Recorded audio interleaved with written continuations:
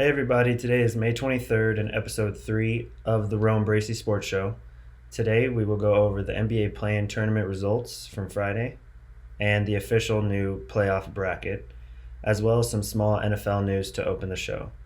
Like, comment, and subscribe. If you're listening on Anchor, please support this podcast by following the link in the description. This is my first YouTube episode, but you can also listen to the audio-only version on Anchor with the link in the description.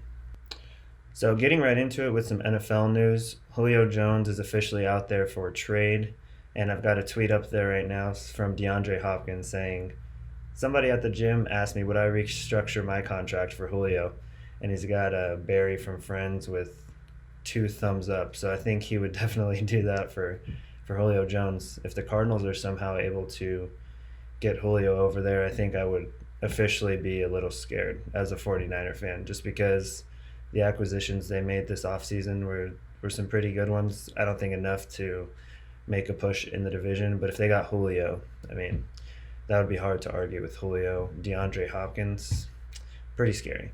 But Tennessee's wide receiver, A.J. Brown, also reached out to him, let him know number 11 is available as well in Tennessee. And A.J. Brown and Julio Jones would be pretty explosive. If I had to pick where I would want Julio to go to out of the two, as a Niners fan, I would say Tennessee. But as a sports fan, I'm going to go with the Cardinals. If he goes to the Cardinals, Kyler Murray is someone who can push the ball down the field a little bit more than Ryan Tannehill can in Tennessee. But that being said, the Patriots are actually considering making a trade for Falcons wide receiver Julio Jones, and apparently he has also expressed interest in wanting to go to New England. And I'm not too sure why. Right now, they have Cam and Mac Jones. I wouldn't want Julio to go there because I don't think it's a great fit. He'll probably post career low numbers there. So I am all against Julio Jones going to the Patriots. I wasn't going to bring up Tebow today, but we're going to talk about him just because he has the top 5 selling items in the NFL shop right now. Say what you want about Tim Tebow coming into the league again, but fans love him. And I'm a Tebow fan. I'm a Tebow nut. When he was at Florida, I just always followed his career, and I still have, even when he was a Met. And, baseball's not my favorite sport, but he just had a big influence, I think, on a lot of people. So Tebow's doing good in NFL shop. We'll see if he actually makes the 53-man roster. I personally don't think he does, but that's going to be it for the NFL news. Not too much going on there. Minicamp just starting, but hopefully some more NFL news will roll in. Going into the NBA play-in game results, we're going to start with the Grizzlies against the Spurs. This was played on Thursday night. Memphis ends up coming out on top 100-96. DeRozan shot 5 for 21 for the Spurs. Still came out with 20 points, but even in a really poor shooting night for him, they still only lost by 4. Rudy Gay is also shooting 21 shots like it's 2010. He goes 8 for 21, 20 points as well. But as a team, the Spurs shot 35%. And the Grizzlies ultimately come out in this one, but it was definitely an ugly win. 3+ Grizzly players finished with 20+ points. You had Ja with 20 points, 6 rebounds, and 6 assists, as well as Dylan Brooks with 24 and 7. And I actually just want to talk about Dylan Brooks for a little bit because a lot of people don't know about him or even where he came from. But as a U of A follower of the basketball team, I guess you can say, I won't call myself a fan, but he absolutely killed U of A when he was on Oregon every single time we played him. Dylan Brooks can get buckets, and he's a good defender too. Jaren Jackson, actually Jonas Valanciunas finished with 23 points and 23 rebounds against the Spurs. Really just bullied them in the paint, and that's ultimately what led to the Memphis Grizzlies' victory. So moving on to the next game of the play-in, we had the Warriors against the Lakers. This one was really exciting. As a Warriors fan, it's a tough one to swallow just because we were right there the entire game. And I mean the entire game. We should have won. We slipped it up at the end. LeBron ends up hitting this 34-foot three-pointer to seal the game, and that's ultimately what wins it for the Lakers. He finishes with 22, 11, and 10. AD finished with 25 and 12, but AD was really disappointing in the first half, and Draymond and Kevon Looney really dominated him in that first half. It was actually really good to see from the Warriors. They played great defense. If you ask me, the second best player on the Lakers for that game was Alex Caruso. He finished with 14 points, and he played big time defense on Steph Curry. The effort is 100%. He was, face guarding, getting through screens. I really like Caruso's game, I never thought I'd say that. Schroeder kind of struggled for him. Finished 3 for 14 against the Warriors. Drummond with 4 points in 16 minutes. If I'm a Lakers fan, I'm very disappointed in Andre Drummond. I have no idea where the 20 rebound guy went once he went to the Lakers, but if you ask me, he just has not fit. I thought he was going to be in a lot because the Warriors have a small team. If they're going to play Draymond at center, I would roll Drummond and AD out there and just bully the paint, get second chances. But that's just me. Montrezl Harrell also finished with 4 points in 9 minutes. I thought he would play a bigger role in the playoffs, but I guess not. Moving on to the Warriors side of things, Steph finished with 37 points, of course. He does his thing. He's getting triple teamed, quadruple teamed. It doesn't matter. He's having an MVP-like season. And Wiggins did finish with 21 points. And I do want to point out that Wiggins is elite defensively. I think he's got to be on the All-NBA defense team this year. He was able to contain LeBron for most of the game. 22 points from LeBron James, not too bad. I thought maybe he might start posting up a little bit more against Wiggins, but he held his own. Draymond struggled in this one offensively. He finished 0 for 5, but he always has different ways to impact the game.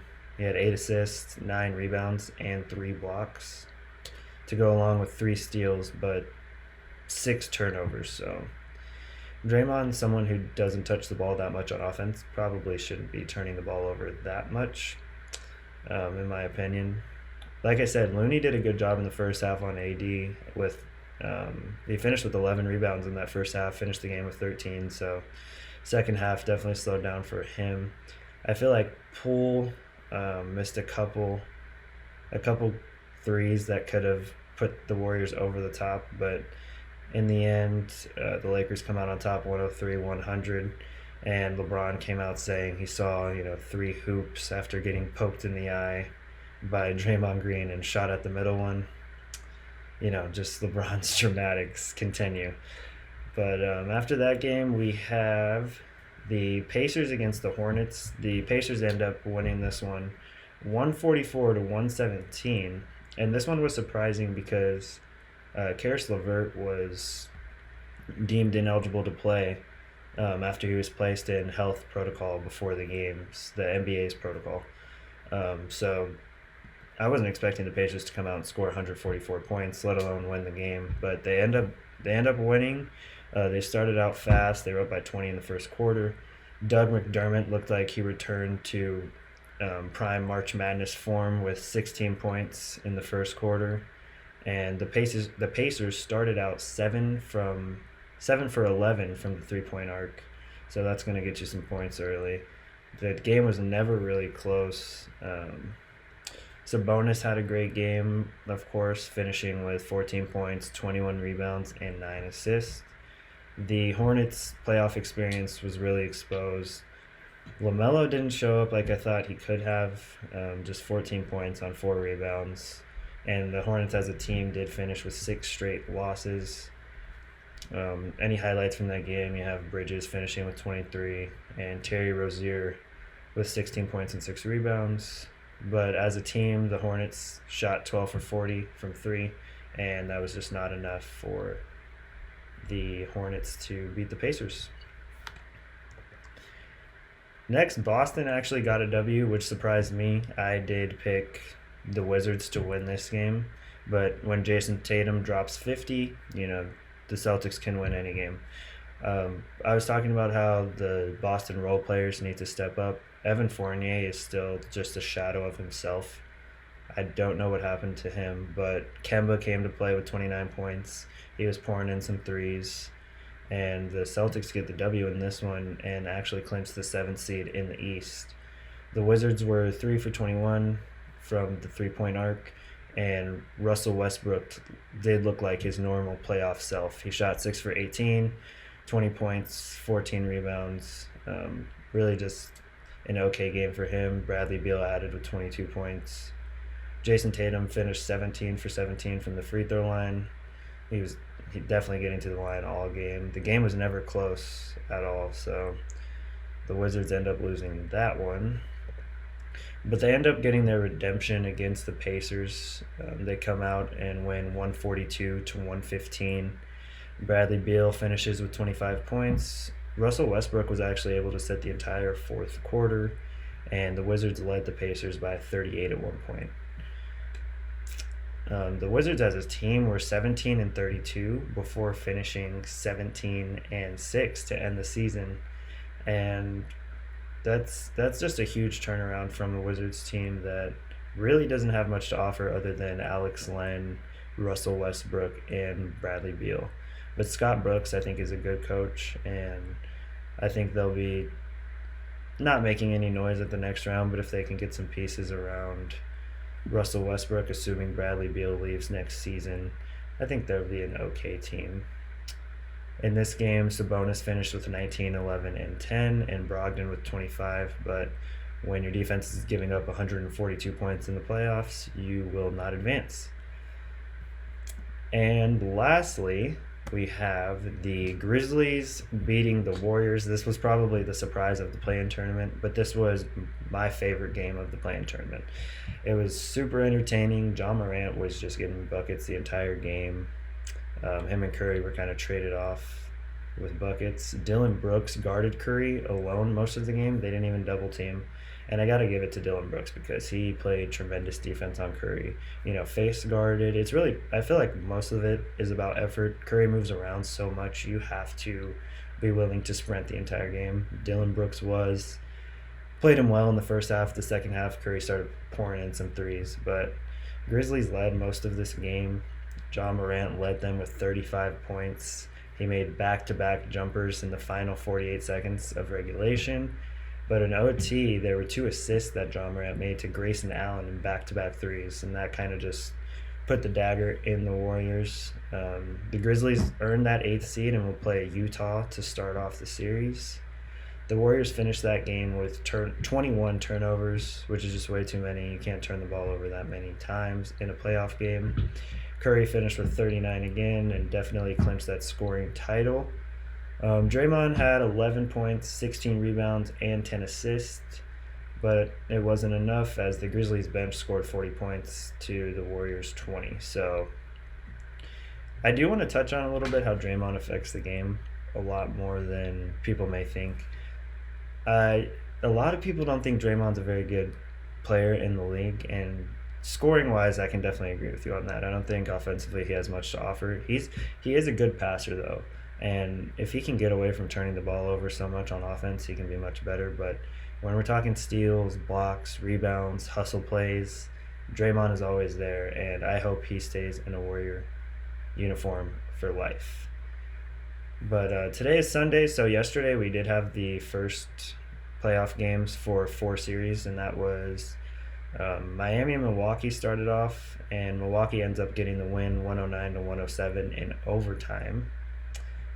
And then Dallas and the Clippers did play, and just like the Clippers looked last season, they choke again and they lose to Dallas 113 to 103. So they're down in that series 0-1. The first time it seems like Kevin Durant, James Harden, and Kyrie are actually seriously on the floor. They end up beating Boston 104 to 93. Surprisingly low scoring for Brooklyn, but the big three scored or assisted on 98 of the 104 points from Brooklyn, which is, I think, a stat pretty much unheard of. There's 6 points that were accounted for, not by them. So that's pretty impressive. And then you have Portland against Denver. Portland ends up winning this game 123 to 109. And the Portland Trailblazers are a team that I would not sleep on just because they have so much playoff experience as a team at this point. they might always lose in the first or second round, but I feel like they're always there. So that wraps it up for the first day, and we've got 4 more games coming today as well. But I just wanted to give my playoff bracket. So I'm gonna go ahead and go through each series. I'm not gonna say how many games the team wins in, but I will give you my winners and my ultimate NBA champions. So in the Utah-Memphis series, I'm definitely going to take Utah. I think they get past them pretty easy. I think I want to call it a sweep, but Memphis might squeeze one in there. I'm going to take Utah in that series to advance. And then we have the Clippers against the Mavericks. This is probably the series I'm most interested in, just because it's a rematch of last year's series where Dallas just took them out. I know the Clippers want to get revenge. They're supposed to be a different team this year with Rondo, and ever since they did acquire him, I do see that they look like a different team, and I like them a lot more. But Dallas is tough as well, and Luka's putting up 30-point triple-doubles left and right, and Porzingis is actually healthy, so it's an interesting series. I'm going to take the Clippers. I'm not too sure why, because they don't give me a reason to take them. They've choked as a team in the playoffs last year, but I'm going to take the Clippers in that one. I think ultimately they get it together. Ty Lue and the boys figure it out, so I'll take the Clippers. In the Denver-Portland series, I'm going to take the Portland Trailblazers, mainly because Jamal Murray is out. I don't think the Denver Nuggets have enough, but it's actually interesting to see that Denver hasn't really fell off that much since Jamal Murray departed, or not departed, but since he got injured. And I think that's largely because it was right around the time they acquired Aaron Gordon. So maybe it's a trade-off, but I'm going to take Portland in this series. Like I said, they have a really experienced bunch. Damian Lillard is always going to get after it. I'm taking Portland in that series to advance. Oh, and here we go. We have the Phoenix against the Lakers. The first time in NBA history where a 7 seed is actually favored over a 2 seed. So Phoenix seems to have the worst luck in playoff draws. I just feel like even the Steve Nash days, we would always run into the Lakers, and they would lose. So again, I do predict that's going to happen. I'm going to take the Lakers over the Suns to advance to the second round. I think the Suns have really good guard play, but I think down low it could be problematic. I like DeAndre Ayton. He's still young, though, and Anthony Davis and the boys are a little too much. I'm hoping that they get Andre Drummond a little more involved and Montrezl Harrell. They need to use those guys. I think they can definitely bully DeAndre Ayton, and whoever Phoenix has inside is just not going to be enough for Anthony Davis, Andre Drummond, LeBron James. I'm taking the Lakers. I hope the Suns win, but I'm going to take the Lakers in that one. Moving on to the 1-8 matchup in the East, we do have the 76ers against the Washington Wizards. In this case, there's not much to talk about. I'm taking Philly. I think they're ready to take that step forward, possibly to be a championship caliber team. So I'm taking Philly. There's not much to talk about. Alex Len's not guarding Joel Embiid. Ben Simmons is my defensive player of the year. So I'm taking Philly there. And they're actually playing right now as we speak. I've got a score of 117 to 108 in the fourth quarter. Joel Embiid's only 7 for 13, 24 points and 5 rebounds. But it looks like Philly probably has that one in hand. In the 4-5 matchup, we've got the Knicks against the Hawks. This one's really exciting as well. Two really young teams led by young players. We got Julius Randle on one side against Trae Young, John Collins on the Hawks. And I am actually going to take the Hawks. I really like their roster. Bogdanovich has really come along the second half of the season when Trae Young was hurt. So I'm going to take the Hawks in that one. It's great that the Knicks are back in the playoffs. Crazy that they've made it to a 4 seed. They could definitely win the series, but I'm going to go ahead and take the Hawks. I think the Knicks probably steal 2 or 3. This series could possibly go to 7 games, but I'm going to take the Hawks in that one. We've got the Bucks and Heat up next, with the Bucks at the 3 seed and Miami with the 6 seed. This this series did start yesterday with the Bucks winning in overtime. This is going to be a really big series for the Bucks. I think, if they want to keep Giannis happy, if they want to keep the band together, they need to win this series. And it's tough because they drew a 6-seed matchup against the Heat, and the Heat aren't a true 6-seed. They're a good team. They made it to the NBA Finals last year. They seem to be a lot more healthy. So this is going to be a real challenge for the Bucks. Ultimately, I think the Milwaukee Bucks get it done. I'm going to take them to advance. In the 2-7 matchup, we have the Celtics and the Nets. This one is pretty much a blowout. I don't see the Celtics winning any of these games. I'm going to take the Nets in a sweep for that one. So going back to the Western Conference side of things, we're going to have Utah, the 1 seed, against the LA Clippers that are the 4 seed. And this is where I think Utah falls off. I think the Clippers end up beating the Jazz. They're just a little bit too inexperienced. I don't think they end up beating the Clippers and Kawhi Leonard and Paul George. I think this is a big playoff for Paul George, so I don't think he wants Pandemic Pete coming back. I'm taking the Clippers to beat the Jazz in that round and advance to the conference finals. In the 3-6 matchup, I had Portland advancing, and they will be playing the Lakers. And I think this is where it's going to surprise some people. In the conference semis, we're going to have the Lakers against the Trailblazers, and I'm taking the Trailblazers. I'm taking Damian Lillard and CJ McCollum to overcome that Lakers team that really hasn't been together for much of the season. I think they win a lot of ugly games in that Phoenix series. So I'm going to say Portland takes advantage, and with a healthy roster, Nurkic, Dame, and McCollum, they end up getting that win. So we've got the Portland Trailblazers meeting up with the Los Angeles Clippers in the conference finals, and I'm taking the Clippers to advance to the NBA Finals out of the West. Moving on to the East, in the conference semis, we're going to have the Philadelphia 76ers taking on the Atlanta Hawks. I think Philly probably handles the Hawks pretty easily. I'll take Philly advancing to the conference finals.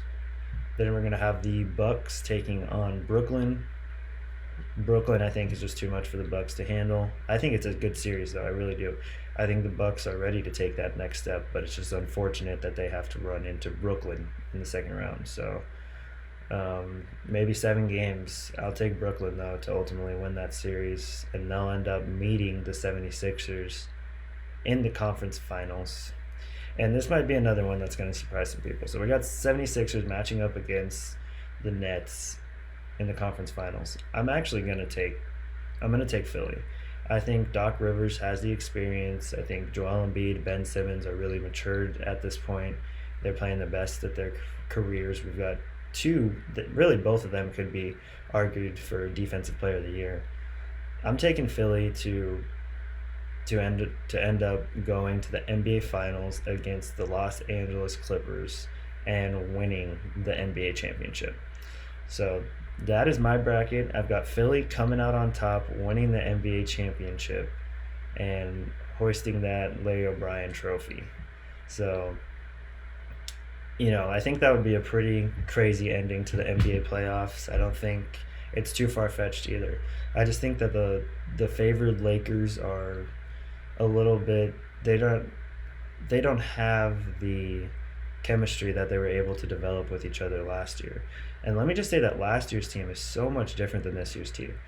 Dennis Schroeder is disappointing. I thought he was going to be so much better for this team. I thought he was going to be a clear upgrade from Rondo, but at this point, I would rather have Rondo on the team.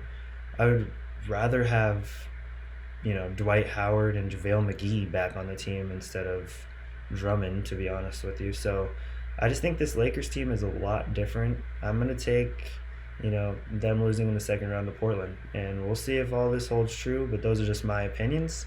That is what I think is going to happen in this NBA playoffs, and I can't wait to watch it. Thank you to everybody for tuning in. Like I said, please like, comment, and subscribe. If you're listening on Anchor, please support the podcast by making a monthly donation, and this will allow me to continue to enhance the episodes that I do make every day. So Thank you for tuning in. I'll see you next time.